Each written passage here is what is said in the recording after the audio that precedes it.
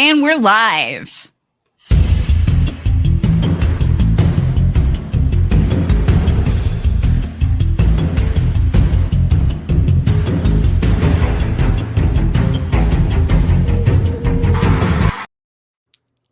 Hello, everybody. Hey, buzz, buzz, buzz. We are back. We are the Antler Queens here with another episode of the Antler Queens, a Yellowjackets podcast. And I am Medium Melanie along with... I'm Kelly. Hey, guys. And then we've got Emily. And I'm Emily. All right. Hello. Well, today marks another one of our character deep dives, and this is a highly anticipated one because we are covering the one and only Shauna Shipman Sadecki. We are going to dive deep into everything about her character. We've got some fan questions queued up, lots of things to discuss with Shauna's character. But before we get into that, we first wanted to shout out our newest patron. Welcome to Jade M. Jade, yes, that's right. Let's give her a round of applause. Yes. We appreciate all of our patrons, and we'd really like to welcome Jade. We've been chatting with her quite a bit on Twitter. It's nice to see her so active in the fandom. And if you would like to join our Patreon, visit patreon.com/The Antler Queens. We've got all kinds of fun exclusive fan perks. We've got some events that are going to be happening and lots of other fun stuff. So check us out, patreon.com/The Antler Queens. And Lucy has been our patron of the week. We're going to be picking another one today, but find her on social media if you can. You can find us talking about her and her awesomeness on Twitter and Facebook and all that stuff. Yes. And Phoenix is our honorary Antler Queen. We'll shout her out again at the end of the show. But just, thank you to everybody who supported us in some way, watched, listened, joined our Patreon hive. We appreciate all of you. So thank you so much. Yeah. And we've got some Yellowjacket cast birthdays happening. Yeah. We had a couple in September that I don't know if we shouted out. Sammy Hanratty had a birthday on September 20th. She, of course, plays Teen Misty, MFQ. Yeah. HBP MFQ. Yep. Mr. No, there's no book club. Warren Cole, aka Jeff, had a birthday on September 23rd. So happy belated to him. And then tomorrow, it is Sophie Thatcher's birthday. So she's a young one. She's gonna be 22. Wow. She's a baby. Yeah, she is a baby. And wow, man, with her talent, you would think she's been acting for as long as she's been alive. But yeah, her birthday is tomorrow. So happy birthday. Happy birthday. And she, of course, is Teen Natalie. Yes. And in addition to birthdays, we've also got some Yellowjackets casting news since our last episode. So Emily, tell us about that. Yes. So I don't know how long ago it was now, like a couple weeks, right, that they announced this? Yeah, it's been a couple weeks. There is a new cast member that was cast in a recurring guest role for one season, and her name, I apologize if I don't say this correctly. Her name is Nuha Jess Easmon, and she is going to be playing a character by the name of Crystal. Now, Deadline reported that Crystal is a member of the JB squad and a hardcore theater enthusiast who makes the dubious decision to bond with Misty. And the fact that she's a theater enthusiast makes me wonder if Misty's sitting in the car listening to Phantom of the Opera while she's waiting for Jessica might have anything to do with that. Oh, that's funny. I could see them like driving around, like listening to the Cat soundtrack. Do you prefer podcasts or show tunes? Yeah. Oh my goodness. I can't wait to see, what's going to happen with her character. Of course, we know Elijah Wood is joining the cast for a season arc as well. And they're both tied to Misty. So, Misty stepping up as one of the leads is, she's going to be getting more screen time, more plot points, and now two new characters that are highly involved with her character. So cannot wait to see what's going to happen. Yeah, no kidding. It's going to be a big season for our favorite MFQ. Absolutely. And Kelly, I see you're drinking from your MFQ mug right now. Yes, I am. Love that. If you want to pick up some of our merch, visit antlerqueenspodcast.com. We've got our MFQ designs, lots of other fun stuff, all designed by our very talented Kelly. So thank you for your Yes. artistic endeavors, Aw. Kelly. We appreciate it. Yes, we do. It's fun. I do most of it when I'm drunk anyway. No, I'm kidding. I'm kidding. Okay. Well, hey, I mean, sometimes we perform best when we're a little bit not sober. So, you know. I don't even drink. Okay, so before we dive into Shauna, we have a Shauna-related icebreaker question. Kelly, lay it on us. Okay, so you work with Shauna. She's your coworker. And you guys are beefing about something. What is it? What is preventing you from getting along with Shauna? I'll tell you mine. I maybe have been eating her rabbit chili and her Tupperwares labeled Shauna in the refrigerator. I know, Tupperwares at work can be a very contentious topic. And I mean, who doesn't want to try her rabbit chili? Am I right? So yeah. we're beefing over some refrigerator Tupperware lunching drama. Naughty Melanie. I'm going to have to take Shauna's side on that one. Yeah, hey, I was hungry. What can I say? What about you, Emily? I would have to go with the fact that she steals my pens every day so that she can journal. Good one. While at work. I mean, yeah, that's a good beef. I mean, unless she's doing it during her lunch hour. She is. That's she so is perfect. Little Miss, I gotta journal this. Photo credit to Showtime on that one. So that fits like right in with the Shauna vibe. Good one, Emily. Yeah. And Kelly, what about you? I would make her not like me because she would get annoyed with me for constantly asking her if she's mad at me. Because I'm overly sensitive, and she just seems like one of those people that just I would just for some reason assume that she didn't like me for no good reason, just how she carries herself. And I'd be like, what's wrong? Are you mad at me? And she'd be like, oh my God, no, Kelly, shut the fuck up. I'm not mad at you. Go away. Stop asking me if you're mad at me. I can totally see that. That is like so Shauna. That was a good one. And if you've got an answer to our icebreaker question, please feel free to drop it in the comments or tweet it or whatever.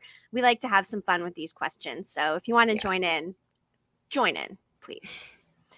Okay, well, let's just kind of start by talking about Sophie Nélisse and Melanie Lynskey, who play this part to a T. They are incredible.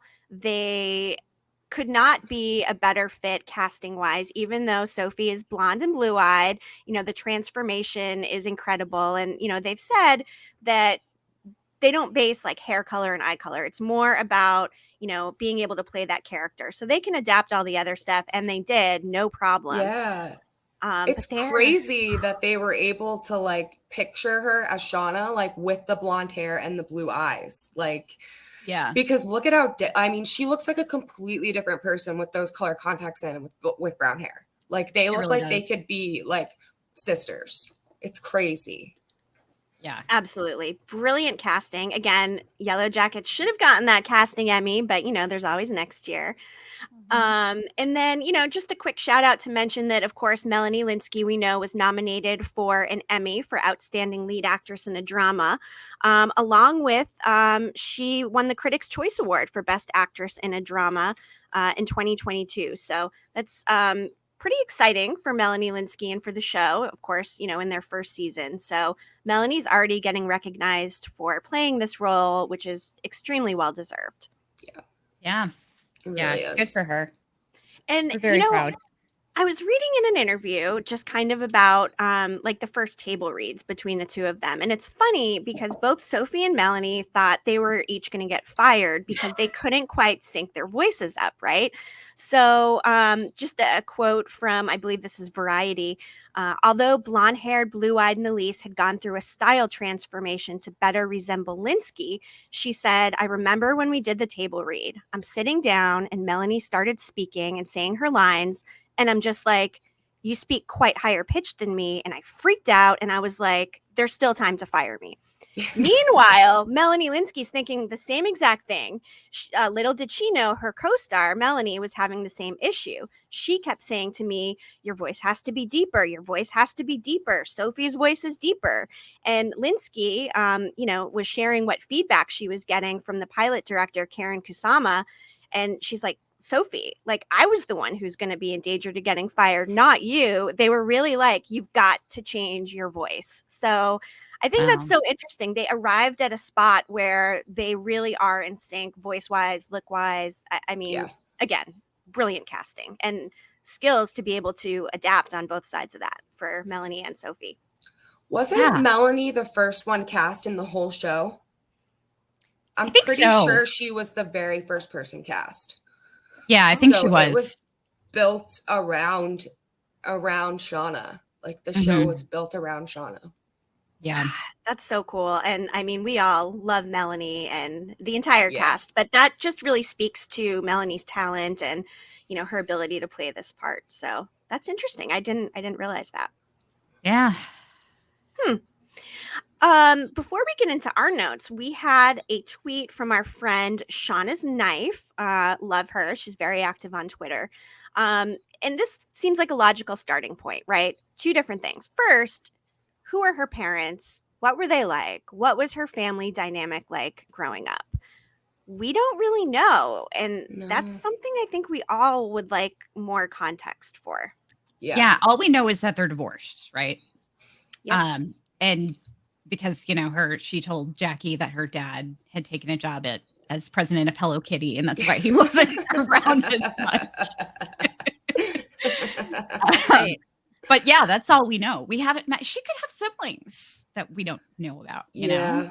Yeah. I mean, it's so up in the air, very much like Misty. We just don't know about her family as much as we do with some of the other Yellowjackets. So, hopefully that's something that we can get more answers to in season 2. I imagine character development wise, that will be an important piece of how she became who she is.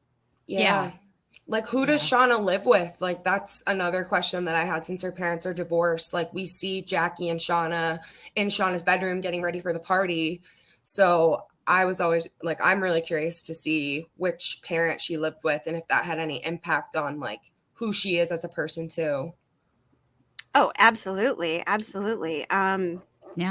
Yeah, I mean, who knows? And again, like family members, we don't know. It's interesting because we see her interacting with Jackie's parents in the adult timeline, but there's nothing whatsoever about her family or Jeff's family for that matter. No. And obviously we don't know about the baby, like still. We did a whole episode on it. We still don't know. We'll hopefully get answers. Do you think like that it's on purpose that we haven't found out any information about their families? Because we don't really know anything about any of their families. Like, with the exception of seeing Thais's parents, like right before she left for the flight, we don't know like where, and we know that Natalie lived in a trailer with her mom because we saw like, I think we got most context on Natalie's upbringing and her parents out of the main 4 women. Because we see Natalie's dad accidentally shoot himself. I think honestly, it was probably just timing. I don't know if it was necessarily significant. I think they just, in Natalie's case, we had to have a clear understanding as to why she was ready to kill herself at the end of the season. So I think it was important to establish as much about her as possible. So hopefully we'll get more about Shauna's, and with Shauna, it was her present day family that was a big focus. Yes. So it's I would hope that we would get some idea of what her upbringing was like in season 2. I would hope. I can't imagine them just completely skipping it. No. Oh yeah, we'll probably get more answers on that. And I mean, with Nat too, like the gun was an important part of this from start to finish. Her becoming the hunter, her putting the gun in her mouth at the end of the season.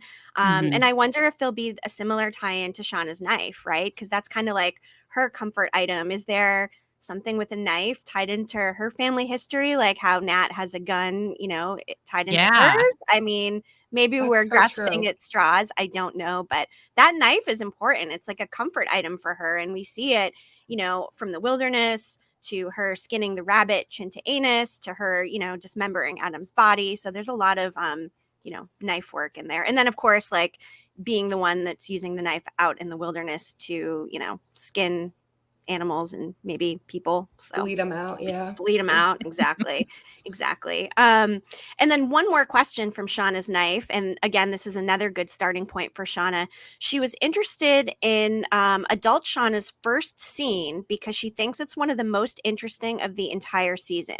She doesn't have a single line, but it tells you everything you need to know about her. It's a good scene. Let's talk about that scene a little bit. Yeah, okay. First of all, I don't know if you guys have seen this, but there's a great panel with the cast of Yellowjackets where I think it's with Vulture. I think it's sponsored by Vulture. I think I've seen that. Okay. And Melanie Linsky was talking about that scene. Of course, we're talking about her masturbating in her daughter's bedroom. bed. Yeah. Yeah. To her daughter's boyfriend. Yes. Like, Yeah. I mean, Yeah. after like the murder fingering scene with like, Jackie and whatever, there's a lot of like vaginal things happening in that first episode. That's so true. But the panel moderator asked her if there was like a particular type of orgasm that they were going for. And Melanie Linsky was like, "Oh yes, they were very clear. They were very specific. They wanted it to be as unfulfilled sounding as possible." I was gonna say unsatisfying. Yeah. Like that was the goal. Yeah. They had they were very specific about how they wanted it. That's so funny because Jackie was unsatisfied as well, right? They were so like true. both unsatisfied in these things. And I mean, also like what started Shauna deciding to like masturbate to her daughter's, boyfriend? Like what in her mind gave her that idea? I mean, I have is this a something she theory. does a lot? Ooh, lay it on us. Yes, I please. mean, it's really not that interesting, but I'm just basing this on like my own experience, not masturbating to teenage pictures of teenage boys. That's not what I'm talking about. Okay. Thank you for clarifying. But I constantly have recurring dreams. Like I had trauma as a childhood and a teen, and I constantly have recurring dreams of being back in high school. And they're not necessarily nightmares. They're usually like I can't find my locker, or it's just like something really stupid. I'm just like playing pool in the hallway or something. But I constantly have dreams that I'm back in high school, and I'm trying to like, when I think about it the next day, I realize I'm trying to change something that I wish was different back then. Yeah. And so I think that kind of like speaks to the trauma that she experienced as a teenager, and that she's kind of stunted in a way. Yeah. Part of her is a little bit stunted, which anybody who experiences trauma that young, usually part of them is still like stuck in the past. Right. Like, I mean, I'm in my 40s and I still feel like I'm in my 20s in a lot of ways. Yeah. But yeah, so I think that has a lot to do with it. I mean, I don't, we don't see Shauna like out there chasing after teenage boys, or, like she's not like creeping on Kyle in real life. But yeah, I think it's kind of like just part of her whole experience with trauma. That's just my theory. I don't know. I was going to say the same thing. I was going to say like she never matured like emotionally past that point in her life. Yeah. Like because she, like you said, like she's stuck. Yep. Yeah.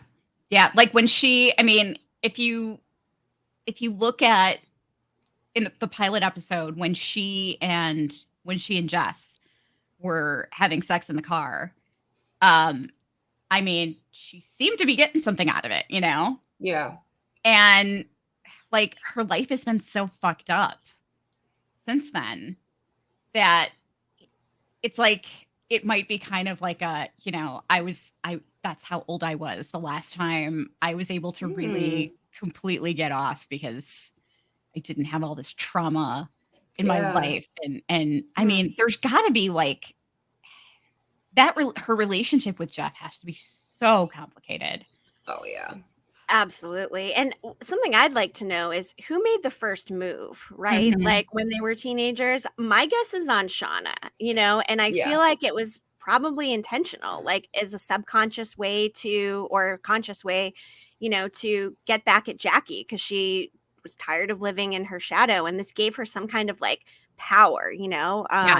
I can't Exactly. imagine Jeff coming on to Shauna, right? Like, what do you guys Yeah. think? No. It's kind of No. like those kids whose parents are just like a little too lenient with them. And so they act out because they want attention. Yes. I mean, I That's feel such a like good that's way to kind of describe it. what Shauna was doing by sleeping with Jeff. Yes. The showrunners also said that there may have been some romantic feelings between Jackie and Shauna too.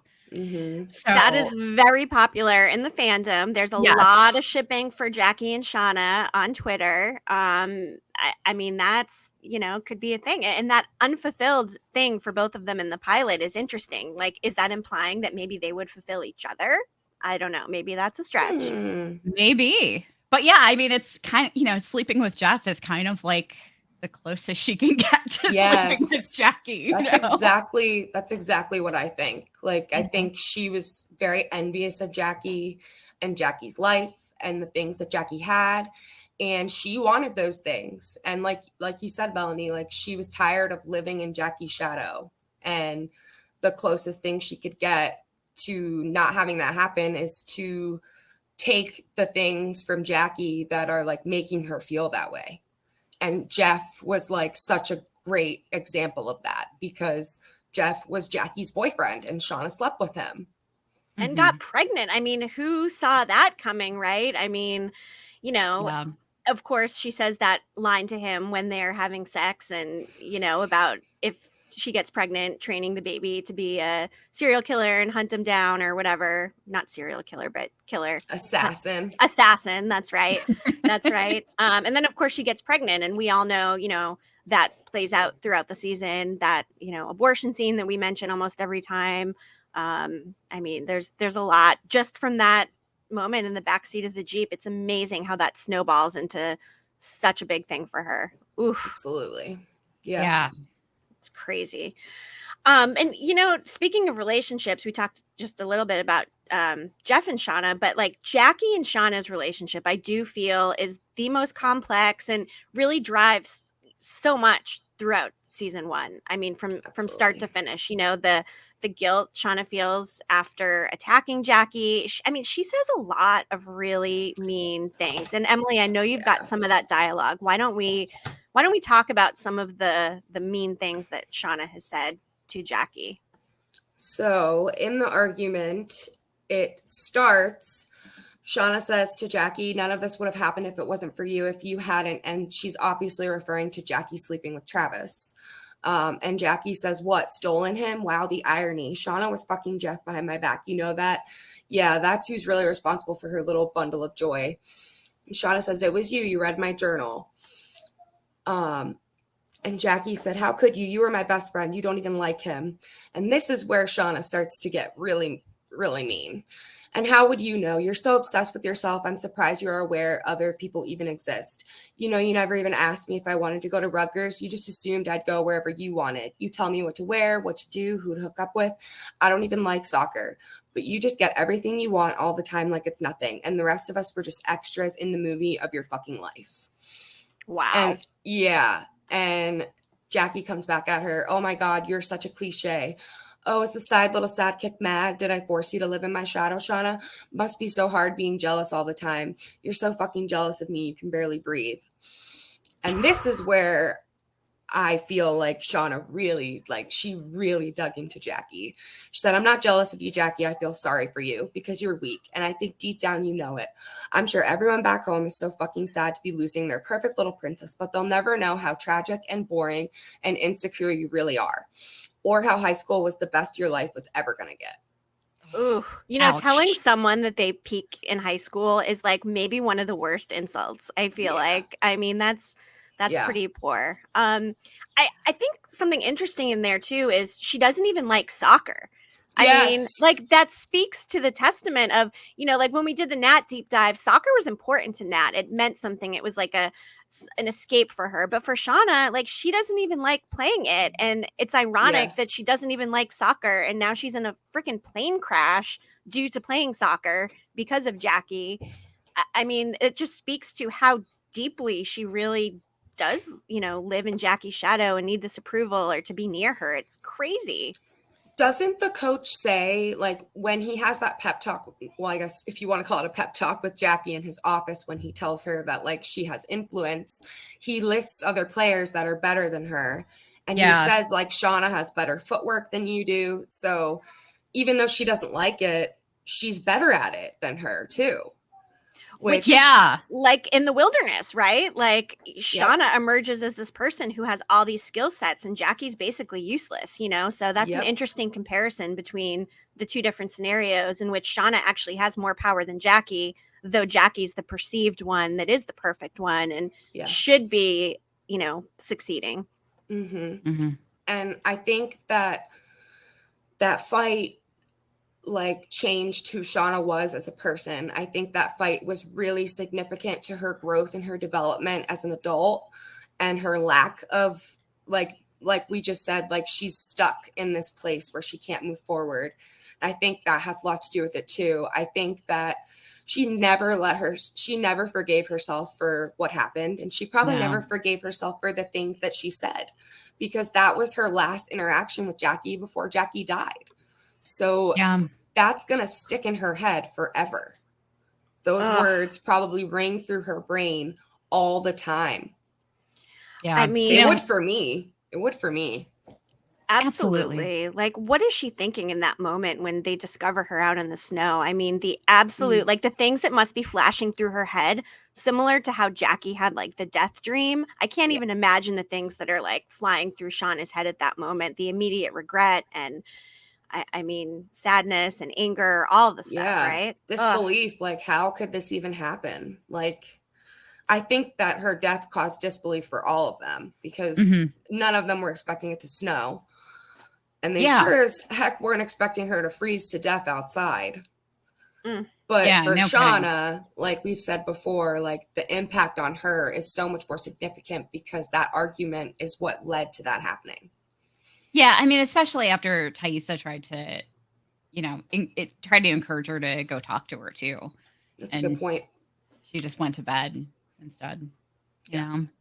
Well, maybe she'll redeem herself because, I mean, she had told Javi to run that night when they were catching the stag. And of course, we still don't know what happens to Javi. But, maybe him coming back would be some sort of hope for her, right? Well, hey, I fucked this up with Jackie, but, maybe I saved Javi's life. So maybe that will end up being something that comes back full circle, depending on where Javi is. Which we know Javi's not Adam again. And that was definitely confirmed by Jonathan Lisco and Ashley Lyle. They talked about having Adam be Javi, but decided that that wasn't the direction they wanted to go. So again, we've said it before, Adam is not Javi, but we are hoping Javi comes back. We have seen Luciano. It looks like he's on set and has scripts filming for season 2. So hopefully, that will be something. They had a little, a nice little relationship. Shauna gives him the knife, again, the knife to carve one of the little wooden animals. And she was kind of maternal to him, I think more so than anybody was, or more so than Travis was paternal to him. So I think that relationship between Shauna and Javi is interesting. And I can't wait to see him coming back and how that impacts Shauna. I never thought about that. It's a good point. For sure. I would love to see that. I mean, I hope he's not just back for, for flashbacks or whatever, and he's actually in the show. I would love to see them in the present day interacting. Yeah. I think that would be really cool.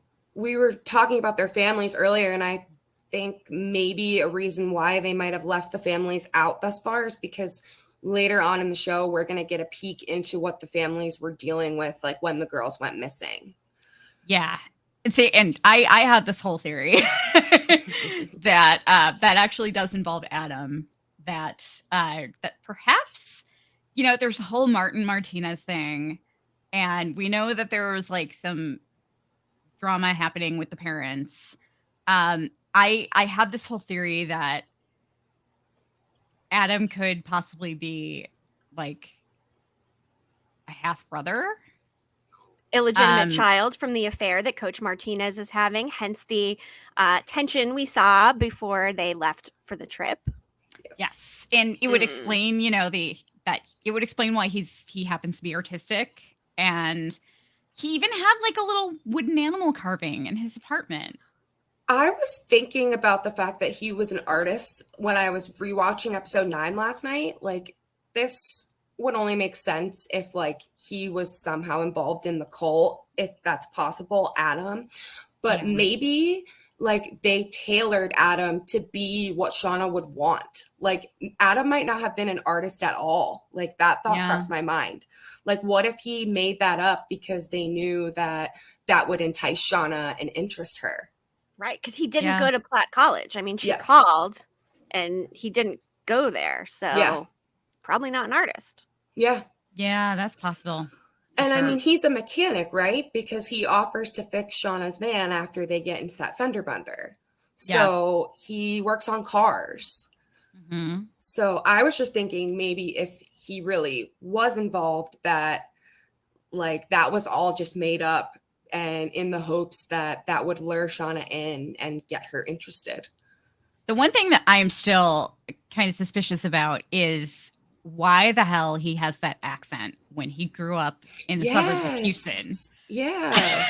Like, that's so true. Yeah. He should have a Southern accent, if anything, I mean, you can't go from a Southern accent to a New Jersey accent that easily, especially, I mean, he's got a pretty thick accent. Yep. Yeah, I would agree. And we haven't seen anything for him coming back, Peter Godot, for season 2, right? No. I mean, it doesn't seem like his social media shows anything. So we had talked maybe, Adam will be Shauna's conscience or haunting her like how Jackie was, but it doesn't seem like that's going to happen. So, Yeah, and they already like chopped his body up, so they don't need him to come back for a scene where he's like dead. Yeah. Right. The only way he'd come back would be, to haunt them in some fashion. But, maybe Jackie's haunting overrides Adam's haunting. Or he could end up coming back in flashbacks too. Like, say he's involved with the cult or something, and could show him with cult members. There was one scene where when Shauna was stabbing him and it showed her, having all those flashbacks and everything. Mm-hmm. There was one scene that we never saw. And it was she, and I think she was with Adam and she was like tying him up. Yes, I remember. Okay, I remember that. Yeah. We didn't see that. No. Yeah, and she was like on top of him and she was tying him up, and like we never saw that. Yeah, that's weird. That's really weird. Yeah. Ooh, it will be very interesting to see what happens with the Adam fallout in season 2. And, with him being gone, also that kind of like internalizes Shauna's everything a little bit more, because like Adam seemed to symbolize Shauna's ability to let loose and let go and go jump off bridges and do mini golf, which doesn't seem like things that she would do in her normal life. So murder golf. Exactly. Oh, speaking of murder golf, Shauna Sadecki was one of our yearbook MVPs, or actually this was her superlative. Shauna Sadecki, most likely to accidentally murder someone while playing mini golf. We had featured her during that episode. Yes. But now that Adam's gone, like she's taking away that like risk factor or that escapism, and now she's kind of settled back in with Jeff. So that loss, not only is it a loss of her lover, but also of like the fun and stuff that she'd been having with him. And that may have been the first time she's really let loose in who knows how long. I mean, her and Jeff don't seem to have that type of fun relationship where they're out, going on dates, they're in therapy. They're trying to, do some role playing and stuff to get back into it. So, she's lost her recreational fun side. So They seem like they're in a place where they could get to that fairly easily right now, but it also could fall apart just as easily with everything that's going to be coming down on them. Absolutely. And, in terms of their relationship, it's interesting to me that where they start out at the beginning, Shauna and Jeff, and where they end up. I mean, it does a complete 180, right? They're both lying to each other. Shauna assumes he's cheating. Shauna ends up and goes and cheats on him. And then at the end, they're finally telling each other the truth. They're maybe starting to like reconcile some of these issues. Shauna finds out Jeff read the journals. That's going to have some kind of an impact. They're sitting on the couch and the news comes on about, Adam being missing. And now they've got this secret between them. And we see Jeff trying to prove himself as a husband throughout the season, despite all of the other stuff. I mean, the blackmail is, to help his family, essentially, So I don't know. He has some good husband moments, though. I think when he is at the really Taylor's does. house and he sticks up for Shauna in front of Jackie's parents, I think like that's really big.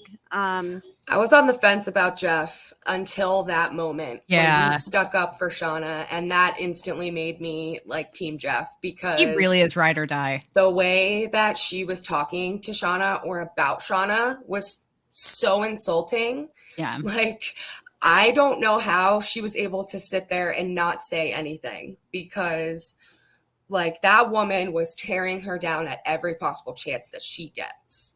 Do you think, I just had a thought, do you think maybe she acts that way because she knows that Jackie froze to death?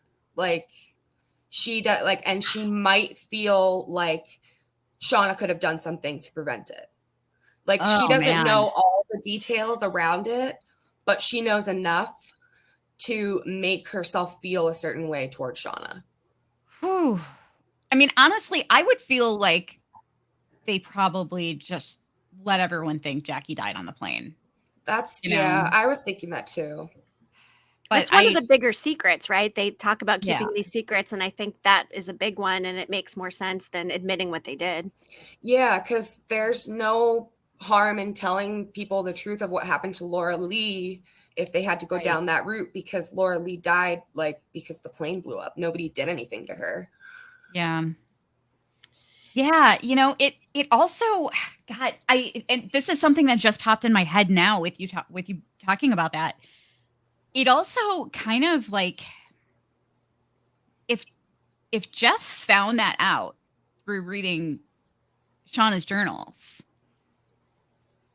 that could explain, I mean, God, that is a huge burden lifted off, because I can't imagine how Shauna must feel like if she had never told him that, if she had never talked to him about Jackie's death, and she thought all of these years that Jeff just thought she died on the plane, and now she knows that he knows that, and he still loves her. Yeah. I mean, that would, I mean, she was choking up when she was like, when they were talking about everything, and she was like, you all of this time you've known all of this, and she's like, yeah, I still love you. I mean, she was like, she was choking up. I mean, it was it was a lot. You could tell that she was like shocked or something along those lines, because he obviously knows whatever truth she wrote in that journal, including the baby. What happened to his baby? Because he didn't even know she was pregnant. Like, she may have never even come back and told anyone she was pregnant. And then so he might have even been learning for the first time that his baby is out there or died, or whatever happened to the baby. So you're absolutely right, Kelly. Those are, two pretty big weights lifted. Yeah. And she didn't have to actually say the words to him, because those words would not have come easy at all. I mean, it would almost feel, I can imagine that it would almost feel to her like she couldn't really invest herself in their marriage, because everything was based on lies, secrets, lies from the start. Yep. Jeff even says to her, like, secrets are a part of us. Like, they've always been a part of who we are. And, so much of this is out in the open now. It probably puts Shauna in such a better place to be like, to connect to her husband, If that's the case, and like he did find out about the baby, like reading through the journal, like, and he didn't know anything like that, like he really is a ride or die. Like, yeah. I mean, it is a true testament to his love for Shauna. I mean, the fact that he's willing to cover up murder for her and not even flinch about it. I mean, it's just absolutely, incredible to me that he's sticking to her no matter what. Yeah, and also just the fact that he didn't even approach her with it. He just wanted her to come to him when she felt comfortable. Like, he just allowed her to have control over that. I mean, it's that says a lot about him. Yeah, he's done some shady stuff, but he's a good husband. I mean, the transformation from start to finish is just really something. And, it really seals it for me when he gets her that second dress for the reunion, the one that's like, this one might be more fitting for you. I love that. It's like he finally knows her, and not just because he picked out a better dress.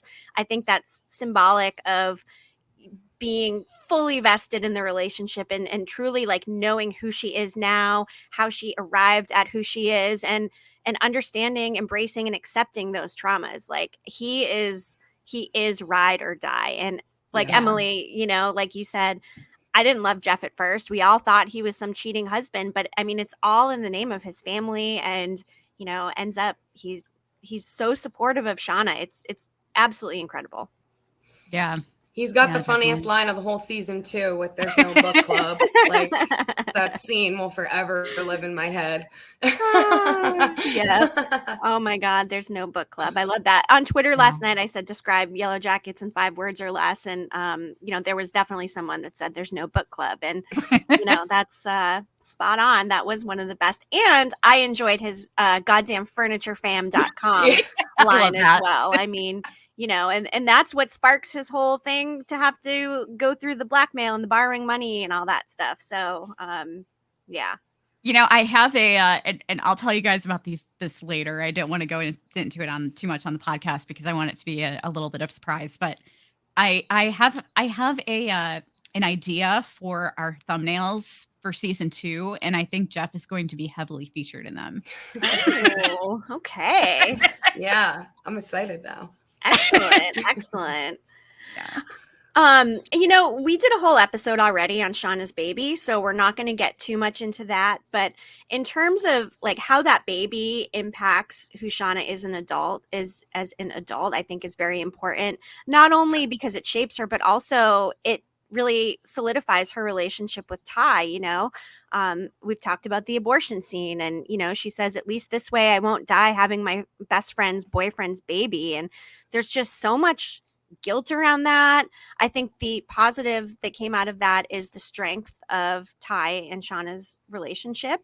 But again, like living with that loss of the baby, whether to death or to wherever the baby may be, has been a big thing that has also shaped Shauna, in addition to the Jackie relationships, her family that we'll learn more about. I still can't get over that scene. It's one of the most powerful of the entire first season.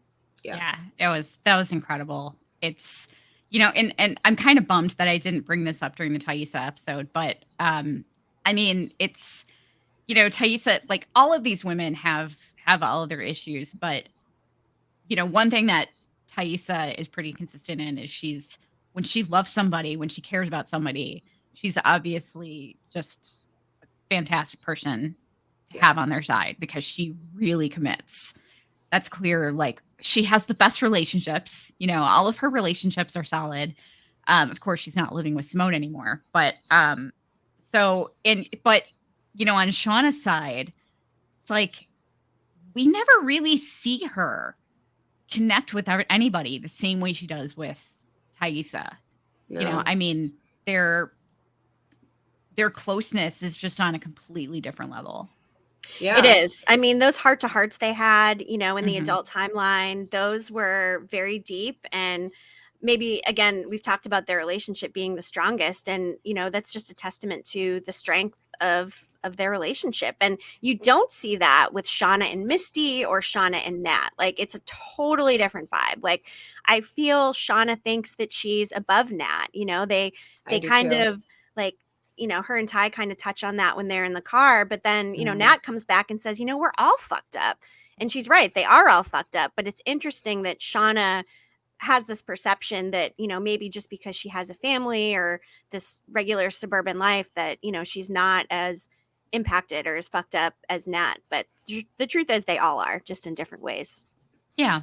I love that scene where Taissa and Shauna are having that heart-to-heart in Callie's bedroom. Like, I don't know if you guys knew this, but that scene when they're talking about like what their lives would have been like if they hadn't crashed, that Melanie Linsky ad-libbed that entire thing, like for that scene. Really? Wow. I Where didn't know she's that. talking about like going to Paris and meeting the mime and stuff like that. Like, that was all completely made up on the spot. Oh my God, that's awesome. Francois. She just made up the whole Francois thing, right? Yeah, that was his name, right? Francois. Yeah, Francois, Francois from France. Yeah. Because Tawny Cypress was saying in an interview that like she's not really good with ad-libbing.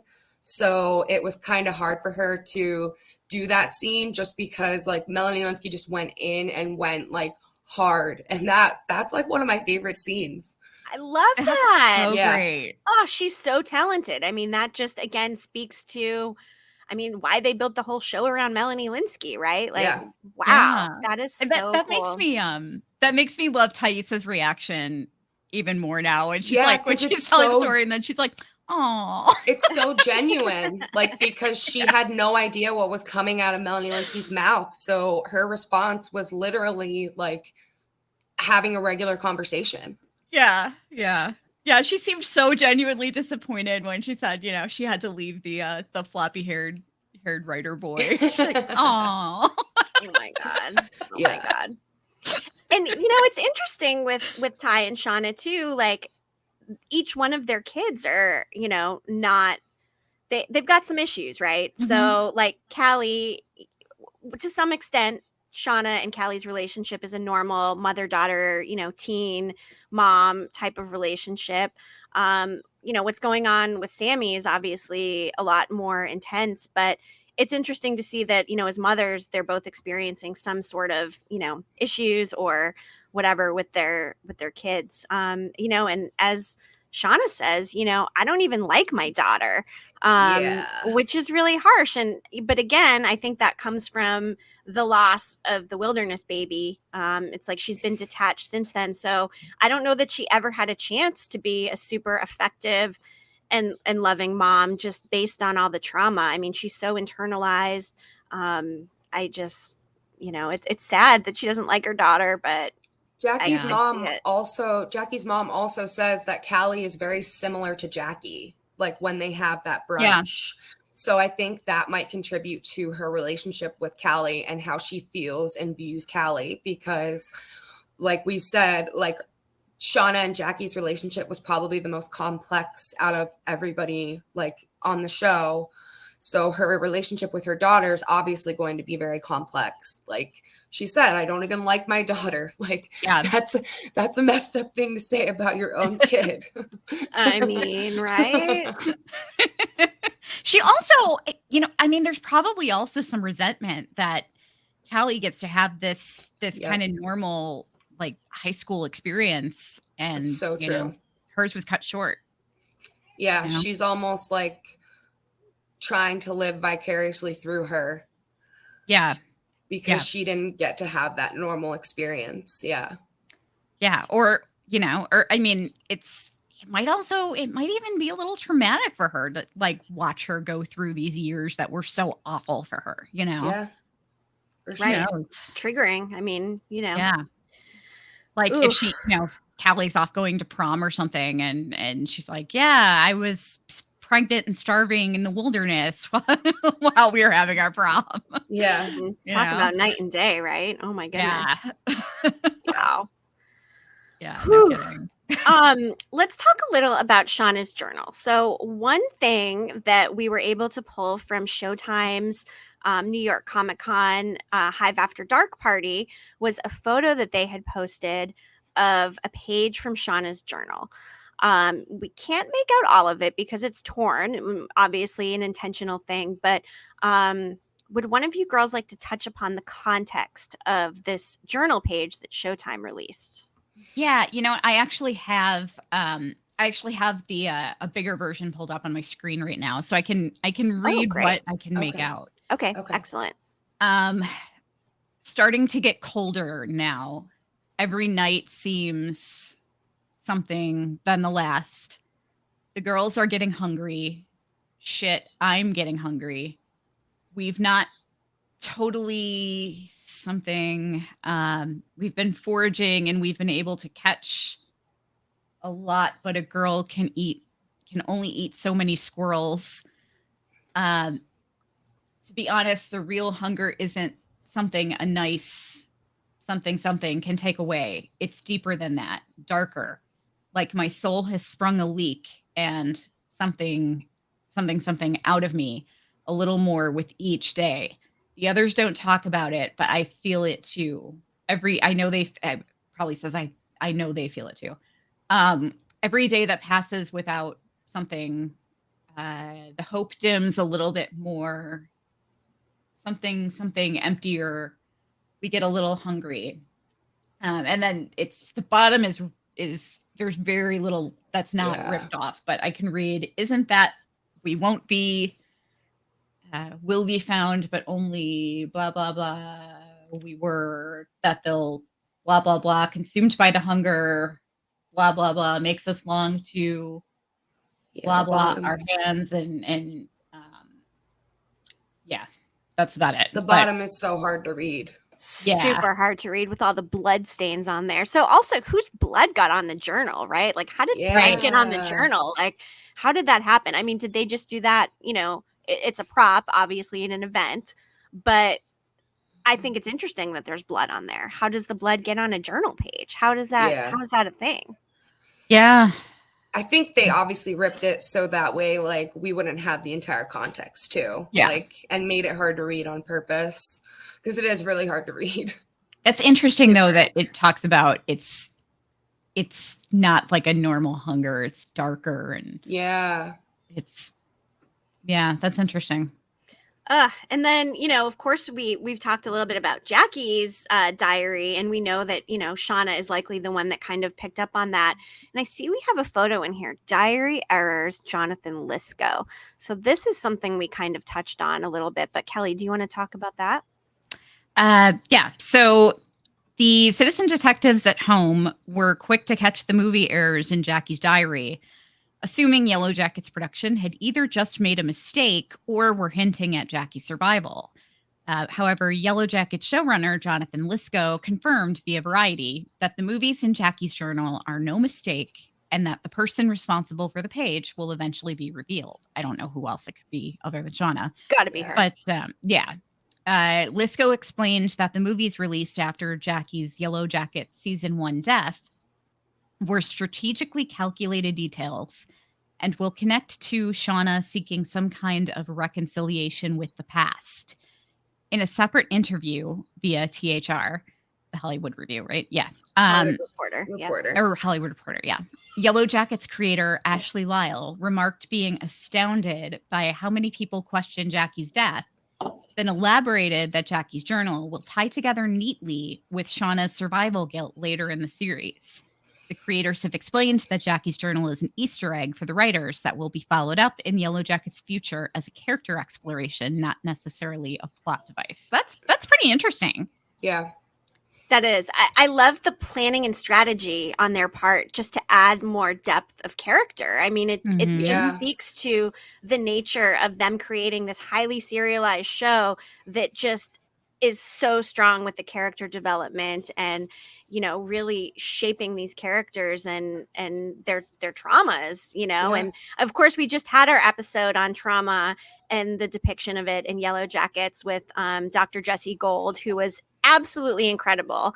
Yes. If you have not listened to that episode yet, watch or listen wherever you're watch on YouTube or listen wherever you get podcasts. Trauma and Yellowjackets. Jesse Gold was just absolutely incredible at talking about, from a clinical perspective, how trauma is portrayed and more about each character and their traumas. So please go and check that out. We're very proud of that episode. Yeah. She was great. Getting back to the journal, what's really interesting, if Shauna was writing those movies in there and like the characters that Jackie would be, the one that I find the most interesting is Rose Dawson from Titanic, because Jack froze to death. Oh my God. Oh my gosh. Right? Yes. That's kind of harsh a little bit when you think of it that way, right? Yeah. Kelly, good one. Oh my gosh. Yes. Wow. Was she saying that she should have frozen to death? I mean, instead of Jackie? Like, I don't know. I mean, it's got it, like Jonathan Lisco said, it plays into the guilt in some way, right? yeah. I feel like the Torrance Shipman one is like the closest to who Jackie really was as a person, because Torrance was like the cheerleading captain, the most popular, just like Jackie. Yep, from Bring It On, which was a classic 90s movie. And then, there's a horror character in there, Sidney Prescott from Scream, and Mia from Pulp Fiction, and Veda from My Girl. And, each of those are a little bit tragic in a way, right? Also, Cher Horowitz, of course, from Clueless, which I can see. I mean, Jackie's definitely got some Cher vibes in there as well. Yeah, for sure. But interesting choice of characters. And Kelly, I can't get over you, mentioning the Titanic and, Jack freezing to death, and that she beat Rose Dawson. Like, that's very interesting to me. Yeah, I never thought of that. That's such an interesting point. And I with Sydney, Titanic. with Sydney, I mean, Sydney's kind of like the ultimate final girl, like it's, it almost kind of makes me think like she's feeling this guilt because she feels like Jackie could have been this strong survivor, and she feels responsible for cutting that short. Yeah, absolutely. Yeah. That Jackie death scene just gets me every time. Mm-hmm. Yeah. Oh, goodness. Whew. Well, it is interesting, though. I mean, between Shauna's journals and Jackie's diary, there's definitely a lot of like journaling, diary things, and that's a good device, for moving plot points forward as well. So I think that's a good choice, and I like that they addressed it, and that we'll get more answers to that in terms of Shauna reconciling her guilt for Jackie's death. Yeah, another. Oh, I'm sorry. Ahead. Go ahead. No, go ahead. No, you know what? I was just going to say another interesting thing about that scene where they're at the Taylors and she's looking through Jackie's diary. When she sees Jackie, she says that, Jackie says, "It's not your fault." And she says, "I know." Obviously, we know that she feels guilty. Otherwise, she wouldn't be seeing Jackie in the first place. Yeah. But it's interesting that she comes out with that so quickly with the "I know." It's just, it's part of Shauna just stuffing everything down. It's like, that's her immediate response. Yeah, I know. I'm not responsible. Whatever. I'm not going to think about it. She obviously does feel responsible, but she doesn't, like, she just stuffs everything down and, doesn't confront it. She like doesn't allow herself to feel feelings the way a normal person feels things. Like, she's very, very, very shut off. And I think that's like a protection mechanism. I would love to see her go through some like EMDR next season or something. That would be fascinating. If you guys don't know what EMDR, it's eye movement desensitization and reprocessing. It's really popular in trauma therapy. And it's basically just, it kind of forces you to confront everything, confront your trauma, and create new associations, new, more positive associations with it, so that it doesn't, traumatize you quite as much anymore. It would be really interesting to see her go through something like that. I can't even see her being able to start that. I know. Right. I'd love to see it though. God, Yeah. awesome. And along with that, like, we see this rabbit symbol with Shauna throughout the entire series through season 1. That rabbit, like, that's an interesting thing. I wonder if the rabbit is triggering for her, like in a way where you'd have to come up with a new association for it. Because those rabbits are everywhere. Yeah. I mean, they're Mhm. in her house. Yeah. Mrs. Taylor gives her one. She skins that rabbit, in her garden, skin chin to anus. There's a lot of rabbit symbolism in there. So I am curious too to see how that evolves and what that symbol means, and if it's a continued thing throughout the next 4 seasons. Yeah, I mean, it's I really wonder if Jackie because Jackie's mom says at that brunch, like, Jackie just adored rabbits. Like, where did she even get that from? Because the next scene you see is Jackie and Shauna checking the traps, and Jackie's like, what even is a rabbit? A squirrel with a pom-pom tail or something like that? right. So, like, where does this idea that Jackie had this, like, love for rabbits even come from? And, like, she's like throwing that upon Shauna and basically being like, now you love rabbits too. Yeah. So It's bizarre. really weird. And then the actual rabbit that she kills, I mean, it just keeps cropping up. So there's definitely something with the rabbit. I mean, one of the Cannibal Council members, like, looks like they're wearing rabbit ears, but I think we decided that that's not Shauna, right? Like, that's not the butcher, and we assume Shauna to be the butcher, correct? Yeah. I think. Mm-hmm. I don't know. So it'll be interesting to see Cannibal Council wise who's the rabbit. I would have had money on Shauna, but it seems that if the rabbit's not the butcher, probably isn't Shauna. With the rabbit symbolism, one thing that I found interesting was that scene in the pilot with Shauna and Jessica when they're outside and Shauna's like, looking at the chewed up leaves and Shauna and Jessica comes up and Shauna tells her it's rabbits, and Jessica's like, poor little guys, she's trying to live their lives, and it's almost kind of representative of Shauna, who's like basically trying to almost kind of disappear. That's kind of like her personality, and trying to just be this person who never went through all this stuff, and everything just keeps like she's trying to live her life in the present, and all this stuff just keeps coming up.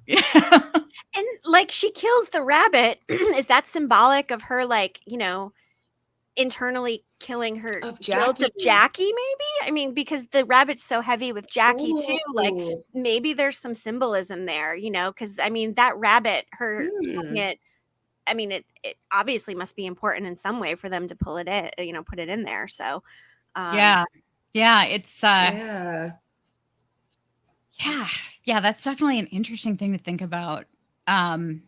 It'd be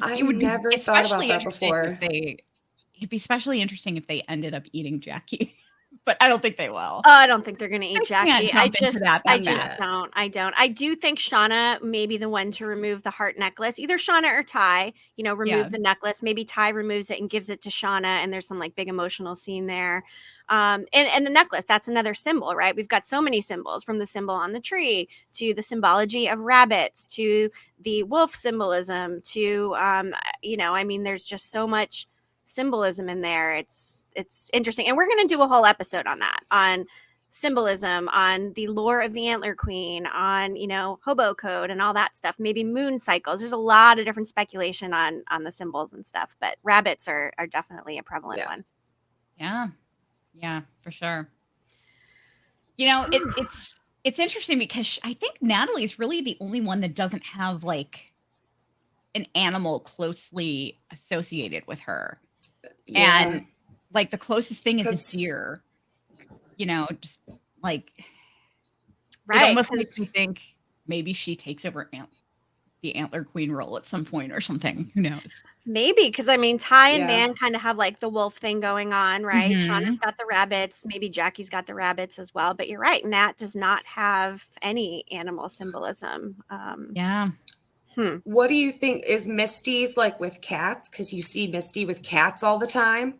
I think so. She's covered in cat scrubs and the bird. She's got the bird Caligula as well. Oh yeah, and the bird. Yeah. Yeah. Interesting. But yeah, there's definitely a lot of cat symbolism. Even her love of the musical cats, Absolutely. There's Meow, MFQ, meow. Let's talk a little bit about like murder, right? Mhm. So, we know Shauna's responsible for Jackie's death, and then flash forward, and now she's also the cause of Adam's death, which doesn't only impact her, it again impacts the group, much like Jackie's death, right? Sorry, my headband is like Oh, you're all good. annoying me. Okay. So, yeah, I mean, like her, killing Adam is another situation where her impulse control, Yeah. first it was words with Jackie, and now, her impulse control based on her trauma and kind of reverting to her teen self when she felt threatened, she murdered him. Oops, as she says, I stabbed him and now he's dead. And she makes all these very casual comments like, oh yeah, like no big deal, just, dismembering my lover's corpse. And just as she took the whole relationship casually, we got into a car accident and then we started sleeping with each other.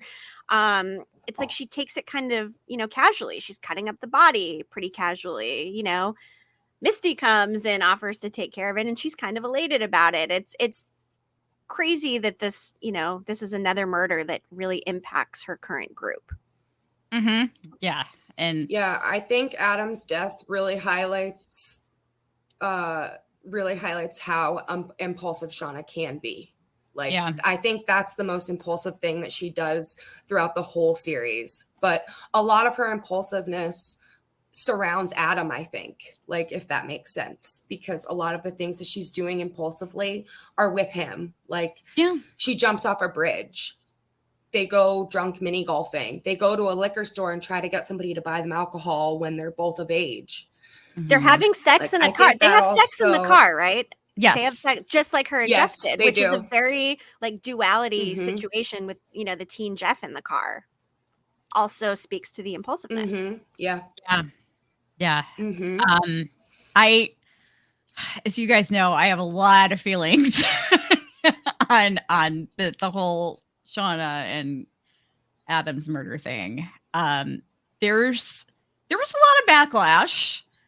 I want to make it clear, I am in no way saying that murder is ever justified, but Shauna's messed up. Okay. Like, one of my favorite, I forget which episode it was, but one of my favorite episode descriptions was Shauna said something in it, like Shauna wavers between,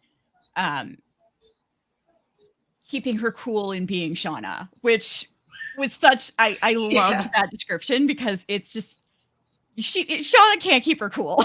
Like, she's a mess. Yeah. She's an absolute disaster. But, she is somebody who deals with trauma a very specific way. And Yellowjackets, I think, was absolutely brilliant in showing how her trauma pushed her to kill Adam. She was not in her right mind at that moment. She really felt like she was back in the woods. This guy was going to hurt her. And yeah, she felt so threatened. Yeah. And there's been a lot of backlash about, people calling Shauna a sociopath, and because she killed this guy that she had been sleeping with and didn't feel anything. And that's just not the case. And I want to bring up, there is Melanie Linsky has actually talked about this very subject. And I'm going to just pull a little something from this article where she talked about it. I'm quoting her here. It was like, oh, how interesting that some people don't understand a trauma response or understand PTSD and how someone can just be going through the motions and just putting one foot in front of another. I wanted to be crying my eyes out. So much terrible stuff was happening and it was so intense. But I felt like this is somebody who is just not processing anything. Certainly not as it's happening. Yes. And then she goes on, Linsky goes on to pick her character's brain even more, lending some sympathetic analysis to Shauna's situation. I think as an adult, unresolved grief can attach itself to you in some really weird ways, says Linsky. I don't think she feels like she deserves to really mourn or process the life that she lost. Yellowjackets fans have certainly seen that grief manifest and fester in the other surviving characters. Thaisa is still dealing with the sinister occult-like effects of her sleepwalking, and Natalie still struggles with substance abuse. Misty, meanwhile, is content kidnapping, spying, and Munchausen by proxying her inner circle, but her actions require the work of a whole psychoanalytic team. But that's kind of how Shauna basically just, and I think we talked about this in the trauma episode a little bit about how sometimes during traumatic events, you deal with it by escaping you basically just escape your body. Like you just completely disconnect yourself. And it seems like that's how Shauna deals with her PTSD. Just completely disconnecting herself from everything. And we see her later on crying in the shower. Because her emotions and the trauma, it's finally just like getting to be too much and it's overflowing. And I mean, I think that's kind of proof right there that she's not a sociopath. She didn't kill this guy in cold blood. She didn't feel absolutely nothing about it. She kind of didn't feel anything about it because she wouldn't let herself feel anything. She didn't feel like she deserved it. She didn't feel like she deserved to have feelings about it. There's a lot of complicated feelings involved in trauma. Myself, I kind of have the opposite response in that I have something that people often refer to as toxic empathy, where it's kind of like an anxiety response. Like you show a little bit more compassion and empathy towards people than you probably should because it's like a protective thing. It's just based in anxiety, and Sean is kind of like the opposite of that. I really hope that they explore this a lot more in season 2 because it's really disappointing to see some of the fandom's reactions to her trauma and her trauma. And it's great on one hand. It's great that it's almost great that people don't understand it because a lot of people haven't had to deal with trauma in their lives. That's fantastic. I wish nobody had a reason to understand this, but so I'm not judging people for not getting it. I just want people to kind of try to look at it a little differently, because especially with TV where you're watching multiple seasons of a show, you connect with certain characters and it's okay to not like characters. But if you form a negative opinion about a character based on a really sensitive topic, it can kind of be hurtful for fans of that character that relate to that character because of that reason, Absolutely. Yep. So, and it's like that. Oh God, there's a lot of that in the Walking Dead fandom, unfortunately. But yeah, so it's like, yeah, they're fictional characters. They're not going to be traumatized by however you feel about them. But just know that there are people watching that connect to these characters for a particular reason, and just try to see things from their perspective a little bit. I love that, Kelly. And I think one of the best things about having a podcast is being able to voice these things and bring more awareness to it. Like you said, they are fictional characters. We know this, of course, but sometimes we connect more to fictional characters than we may be able to connect with people in real life. And, that speaks to the character development and how incredible Yellowjackets has been, with that. But also, I think it's important that we continue to raise awareness about trauma, whether it's in real life or with fictional characters, and not judging and not name calling and not just calling somebody a sociopath or calling somebody crazy, because under the surface, there's probably more going on. So names are important, absolutely. Words are important, and awareness is important, and we're happy to be able to bring some of that out. Yeah, just to give a really I've never easy... What's that? I'm sorry. I was just gonna say, like, I never slept with my best friend's boyfriend, but like I personally identify the most with Shauna. Like, Yes. so I can see where you're coming from, Kelly. Like, it is like for the people who connect with her, like it means something. It means something to Yeah. see somebody portrayed in a way that like you feel. Or, you know, I mean, to take a really easy example that somebody that's probably the easiest for people to understand.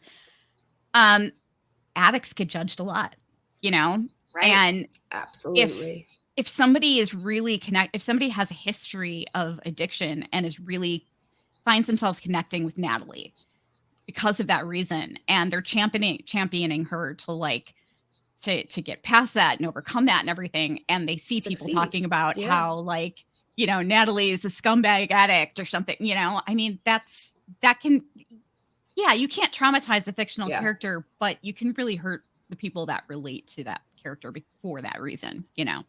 Absolutely. And, you know, on that note, just a note for us, we want to keep the fandom positive. Like on our Twitter feed, for instance, we want to keep it positive. We want everything to be peace, love, and yellow jackets. We are, of course, all entitled to our own opinions on relationships within the show, you know, whatever, but let's just keep it kind, right? Like let's Yes. not have a toxic fandom as, you know, some others are. One of our main goals is to keep it positive, you know, to have open dialogue, respect, and all of that stuff. So we're all peace, love, and yellow jackets Yes. here. And, you know, we appreciate you listening and helping us champion, you know, for that respect within the fandom as well.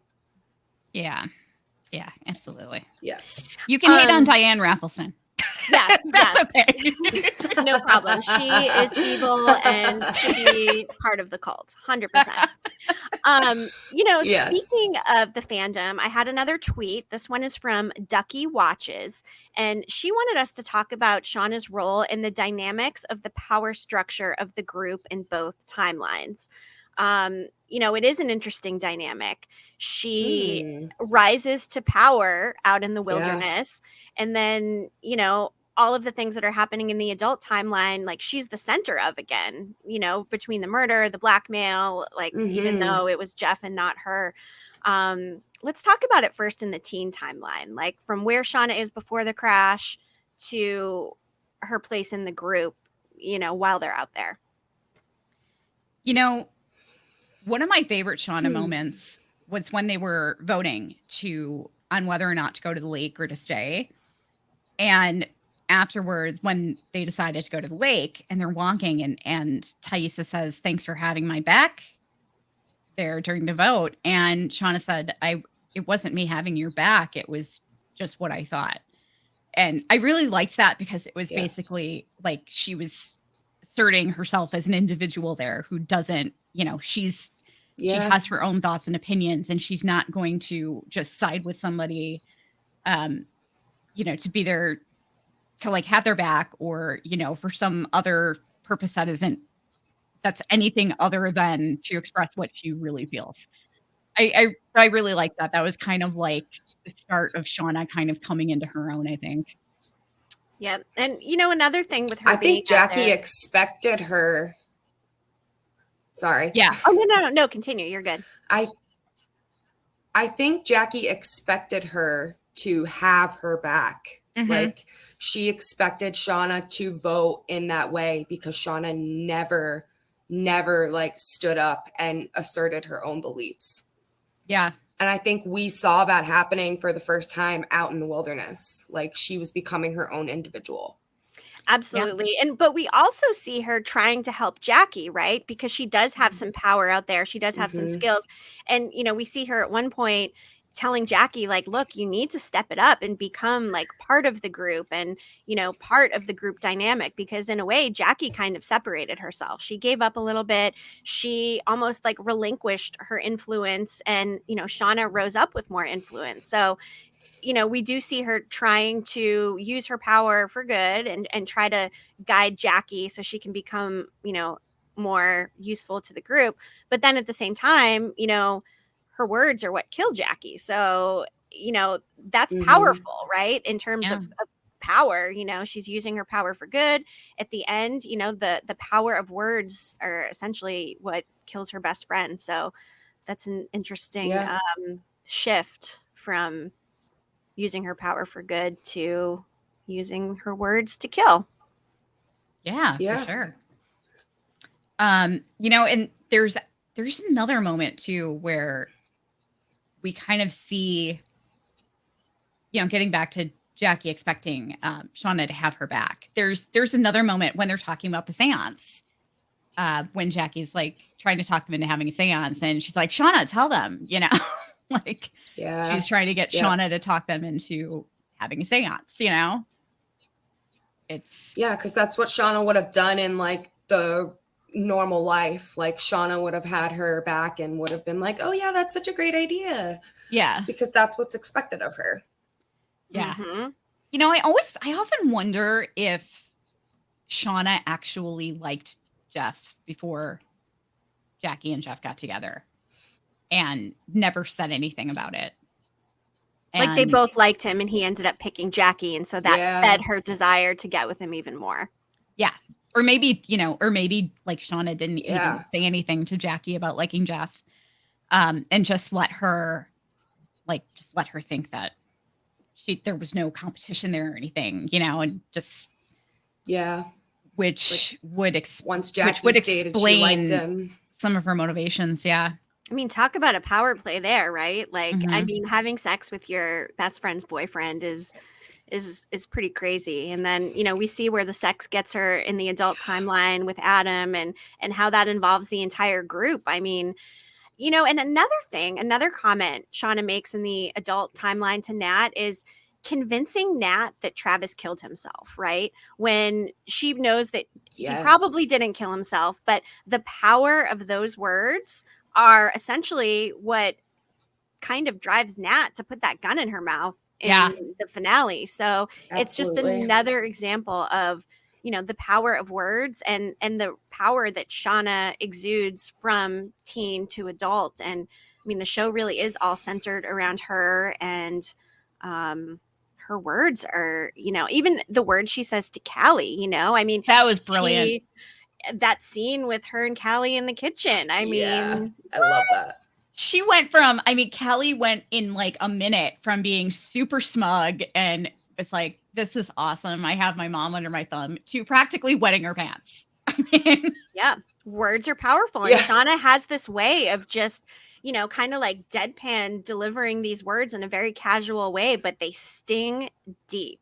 I mean, she power plays her daughter, I mean, whew. Words are important. Words mutually assured destruction. Mutually assured. Mutually assured destruction is so good. But yet she mentions mutually assured destruction, but instead somehow like she sets it up as mutually assured destruction, but instead somehow Callie just like spills her guts to Jeff, I mean, yeah. Yep. And what's interesting too is that she ends up like, since Callie knows about the affair, she ends up, unintentionally or intentionally, like making Callie live with this secret, right? Similar to Shauna living with all these secrets. Like when they watch that news scene, you can see the wheels turning with Callie. Like, oh my God, my mom was sleeping with this guy and now this guy is dead. And now she's living with some kind of like trauma. Where is that going to go? I mean, that's a lot to ask of a teenager. Like they're all sitting there watching the news casually, like eating popcorn like a, normal family, when they're all thinking in their minds like, oh, fuck, like, one of us might go down for murder. By the way, I loved Sarah Desjardins. I hope I pronounced her name right. I loved her facial expression when the news story about Adam came on. It was just like, her expression was so perfect. It was like, she was shocked, but she couldn't show too much of what she was thinking. Yeah. Because, I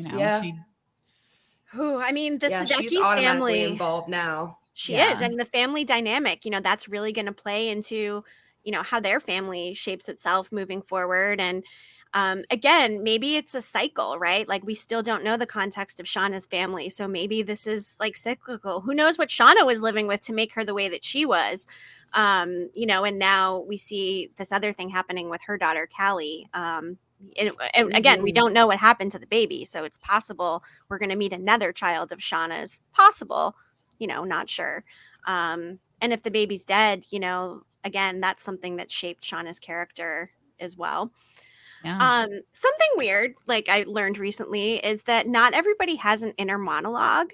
I can't imagine that. Like, I have Yeah. one that's talking all the time, and I started thinking, like, you know, of the Yellowjackets characters, I can't picture any of them not having one. Like, I can see maybe Ty not having one, but I see Shauna having an overactive inner monologue. Like, Oh my God. Yeah. because she internalizes things so much, right? Like, Yeah, what for are the sure. things that she's like saying to herself in her head as these things are happening that she's not saying out loud? Because like she does internalize, push these things down. Like what is going through her head? I just, you know, unless she doesn't have an inner monologue and she just lives with these words she says and that's it. But like, what's it like to not have an inner monologue? I mean, that's crazy, right? You know, I just binged. I can't even imagine. Yeah, I can't either. I just binged all 3 seasons of You. Oh, yes. Which, you know, it's a I good love that one. show, but it bothers me that it's so reminiscent of Dexter. It is with the inner monologue. I mean, that's Yeah. what it's all about, right? And he's obviously a killer. You know, Dexter was a killer, and I'd love to hear like Shauna's actual voice in that way, as in You. I know. Like I want to. It Yeah. almost makes me want to like go back and watch season 1 and just like write what I think her monologues would be, you know, during each scene. That would be a fun fan fiction, like Shauna's inner monologue from season 1, you know? Twitter Yes, people, get on that. We'd love Yes, to see your please. fanfic. Yeah, that's like, a good one. deliver us Shauna's inner monologue from like one episode, like reading between the lines of dialogue as to what she's actually thinking. Like, I feel like there could be some good stuff in there. I need to see an inner monologue of when she first. I need to see a monologue of when she first meets Adam. I want to see the monologue of what she thinks during that brunch with Jackie's parents. Oh my God. Yes. Oh my God. A lot of F words, like fuck this, fuck that, fuck Mrs. Taylor. Why am I here? I can't believe this. Like, I don't even like these. I mean, racing thoughts. Oh my God. Yeah. You know what? Can I just say something that I just thought of now, like just popped in my brain for the first time ever. We were talking, you know, we talk a lot about Shauna and Taissa and how great their relationship is and everything. Shauna in the pilot episode calls Taissa a sociopath and starts that big fight with her. That other than Jessica, I mean, that's really the only person that I think we've seen Shauna just kind of like unleash on, you know, which is really interesting. It's almost like she can be honest and true to herself around Taissa or something, you know? Right. Yeah. And that's important and interesting. I mean, they again have that bond from the woods where I think it just establishes their relationship is so close. Like she does feel comfortable around her more so than anybody, more so than her husband, right? I mean, more so than anyone else in her life. And we don't see her having any friends or like a sister-in-law or a sister or like people in her life. And I think when Adam died, that kind of symbolized like her, you know, her outlet for fun and letting loose. And now she's kind of back to internalizing this. But on her side is the fact that her and Jeff's relationship is in a better place. So maybe that will help motivate her moving forward to, you know, continue on a more positive path, which is hard though when you're living, you know, with blood on your hands from a murder. So let's just hope it doesn't kind of all come down on them. I mean, again, that tattoo, there's some reason why there's a tattoo on Adam. Again, it's got to be that, you know, his torso is found. You know, I don't think that Misty ever saw Adam undressed and realized the tattoo was there. Otherwise, I think she would have been totally on top of like maybe burning the body or disposing of it in a different manner. And I think the tattoo is really going to come back to bite them. And unfortunately, you know, they're all kind of on the hook here at this point. So Yeah. again, like, what are the consequences of was- Shauna's actions going to be? Mm-hmm. That was Misty's one slip up in that scenario, was that she didn't check the body for identifying marks. Yeah. And I think, like you just said, that's really going to come back and bite them. Like, and we've talked about the tattoo before and about how it was created for the show. Like, this guy doesn't have a tattoo on his back in real life. And the tattoo is so specific, like mountain range, weird symbols, circles, geometric shapes. Like, so either it's going to come back in the sense that it hurts them because it identifies Adam, or it's going to come back in another way, or maybe both. Yeah. Well, or both. You I know, mean, Sammy's pictures looked like one of the tattoo parts, right? Like, that's the thing. yeah. Yes. Yep. Well, you know, in the in those auditions that were up on Vimeo for like a day or so, there's a scene where, and just if you don't want to be spoiled, just, you know, just, I don't know, turn the volume down for like the next 30 seconds or something. Oh, here, let me get our spoiler alert banner going. Spoilers, spoilers. So Lottie's in therapy and she mentions something about the center, and they we know from like, I think it was it Ashley Lyle that mentioned that they had just been in the wilderness with Natalie and Simone. Yes. So I'm thinking that you know, this quote unquote center that she's referencing might be that location, might be the location where they were. And she seems to be part of this movement that's like, you know, confronting your past or whatever. And so that would make sense. And if Adam was, you know, if Adam was part of the cult, that could be like, you know, a map to the cult's location. Who knows? Yeah. That's so interesting. And, you know, being that it's a wellness center too, I just can't help but think, was Nat's rehab tied into that somehow? Ty's paying for the rehab. Ty may or may not be part of the cult, maybe when she's in one of her states. You know, is the cult tied into the rehab? Is one of the cult members there monitoring Natalie? Is this like a branch or extension? But I should say that the rehab is in Malibu, and the spoiler photos that we saw from set from filming of season 2 show the license plates of Ohio. So I would find it interesting for this wellness center to exist in Ohio and California, unless it's some big chain. But I don't know that, you know, this is some like big, like, you know, overarching cult that has like, you know, branches on both coasts or whatever. But can't help but think that maybe the rehab is tied in, being that, you know, wellness is kind of a theme with both of those things. Yeah. I do like that that there's apparently a character named Kelly. Oh, I like that too. I like that I share a name with Melanie Linsky. Like, I mean, I was on a job interview once in my 20s, and someone told me I looked like Rose from 2.5 Men, which is really funny because like my middle name is Rose and like her name was Rose and we're both named Melanie. I'm like, I guess we were just destined, you know, to somehow be connected, and here we are. Yes. That's kind of funny. Melanie, there's a lot come in join a name. us. There's a lot in a name. Kelly, that is very exciting about there being a Kelly. I love that. Yeah. Okay. We can probably start to wrap up. I feel like we've covered Shauna pretty well. Do we have any other things that we would like to say about her character, teen, adult, anything we'd like to speculate on for season 2? I mean, don't know. This isn't really like about her character. It's about one scene in particular, like when we see the blackmail chase. We see Taissa and Shauna, or not Taissa and Shauna, Taissa and Natalie running after Jeff to try to catch him.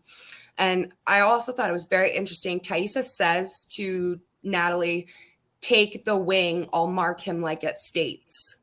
So they were using like their soccer training to try to catch him. But in particular, I thought it was very interesting that Shauna did not participate in the actual chase of the blackmailer. Like, we talked about this a little bit in our like group chat, that was because she was the getaway driver. But I also thought that it was significant because I think Shauna's role in the wilderness is strictly as the butcher. I don't think Shauna participates in hunting anybody.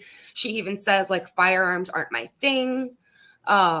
So I think that in the rituals that we may possibly see, like her role is solely as the butcher. And I felt like that was to highlight that Shauna wasn't involved in the actual act of hunting each other. Like That's she kind of interesting. sat on the sidelines for that. Yes, I love that. Part of the process. Yeah, and you know, especially with Coach Martinez mentioning to Jackie during his bad pep talk that, you know, Taissa was the fast one. And, you know, she's the one that went after Fuckface / Jeff. And Natalie wasn't chasing after. Natalie was trying to shoot at his car, you know? So yeah, that's interesting. That's definitely that's really interesting. Yeah. It could be a definite metaphor for their roles out there and then their roles you know, in the adult timeline. That is very interesting. Yeah. And I mean, also we have to mention that another reason why she wouldn't have been part of the chase is because she probably would have seen Jeff's car and that would have given that away too. So there is, you know, that part of it. But I like the thinking about you know, their roles in both timelines. That's definitely something to consider. Yeah, definitely. But it is interesting though that Taissa told her to get the car though after Natalie had driven them there, because Natalie was drinking though too, right? So it was probably she was like the but Shauna was too. Shauna was too. That's right. I mean, no matter what, they were driving intoxicated. Yeah. So she knew like, so someone drunk was gonna have to get the car. Right. But yeah. Whew. Yeah. Well, I think Shauna is definitely, you know, the center of the show, one of the most interesting characters. And what's nice is that there's still so much to learn about her that we haven't seen yet in terms of her family, in terms of, you know, her background, in terms of what happened to her baby. Where does the relationship with Jeff go? How does Jackie's death continue to impact her? There are so many more questions that I feel like we'll probably have to do a Shauna deep dive for every season. Am I right? I mean, yeah, probably. Yeah. What do you guys hope for the most? What's one thing that you really hope for Shauna in season 2? Ooh, that's a good question. What do I hope for? I hope she's able to continue on this path with her family dynamic of keeping an open dialogue and moving forward in a healthier way and breaking the cycle. I think that is something I'd love to see for Shauna in season 2 and beyond, is breaking this cycle and her getting to live in a way where she's not riddled with guilt and she can just live her life. What about you, Emily? For sure. I was going to say, like, to see how her relationship with Callie continues to develop and hoping that it can somehow get better. Like, and I think a big portion of that is going to be understanding what happened with the baby in the wilderness. I think we need to know those puzzle pieces in order to figure out if her relationship with Callie can even get to a healthy place. But I hope that it can, and I hope that we see that for sure. I hope that Shauna has some kind of run-in with some good luck that allows her to know what a bag filled with cash looks like. She does make the comment that $50,000 does not look like as much based on movie standards. Yes. I hope she's able to fill up that Etsy reject of a bag full of cash one day. Aw. I just hope she forgives herself. You know, I mean, like all the things that happened were when they were teenagers. And that's really where all this stems from. And let's face it, the teenage years are not easy on anybody, especially somebody that's in a tragic plane crash, loses friends, and, you know, all of this stuff. And granted, her story before that was a little scandalous. You know, I hope that she's able to find peace, love, and Yellowjackets. Me too. Yeah, me too. Absolutely. Yes. And speaking of peace, love, and yellow jackets, we do have some very cute shirts in our shop at antlerqueenspodcast.com. Peace, love, and Yay! yellow jackets being one of them. I've been saying that a lot, especially, with some things happening on Twitter. Like, let's keep it all peace, love, and yellow jackets here. Um, and, speaking of that, we would like to again shout out. Oops, that is not who we're shouting out. That is Shauna. We would also like to shout out our honorary antler queen, Phoenix L. We bow to you and thank you for your support. We thank everybody for your support, especially Phoenix. If you would like to join our hive as an honorary antler queen or at another tier, visit patreon.com/the antler queens. We love you, Phoenix, and thank you so much for being a part of our hive along with our other patrons, Jade M being the newest of them. Yay! Thanks, Jade. Yes, absolutely. Well, I think we covered our Shaunas pretty well. Just one more shout out to Sophie Nalise and Melanie Linsky for truly bringing this character to life. To Ashley Lyle and Bart Nickerson for conceptualizing this incredibly deep character. And I know that we are all excited to see what is in store for Shauna as the series moves on. Yep. Yeah. And ship responsibly, everybody. Please ship responsibly. Keep it peace, love, and yellow jackets. Yes. You ship Jackie and Shauna all you want. Like, we don't care. We love all the shipping. Just be nice to each other, right? Yes, please. Yes. Yeah. All right. I ship everybody. I ship everyone with everybody. Yep. That's right. We do not discriminate against any ships when it comes to yellow jackets. So my OTP right now is Randy and Allie. Oh, Randy and Allie. I like that. Like, they share a little bit of a trauma bond too, right? Like, I mean, Randy was best friend. Allie has the trauma bond, from not being in the crash, whatever. Randy has his trauma bond from his tattoo. I don't know. Randy's someone that we will probably talk with. He's somebody that's interacted with us on social media, along with Cabin Daddy, Dead Hunter Guy, William Vaughn. So it's cool that these characters are interacting, and hopefully we'll speak to them soon. Yeah. And we'll be doing more bonus episodes leading up to season 2. We will probably be saving our Lottie and Van deep dives for season 2 once we get more context on their characters. But we've got lots of other fun episodes and things in store. So as always, check us out at theantlerqueens.com. Listen wherever you stream podcasts. Watch us on YouTube. Follow us on the socials. And with that, hey girls. What's up? Buzz off. Mm-hmm. Buzz off. Buzz off. Buzz off. Antler Queens out.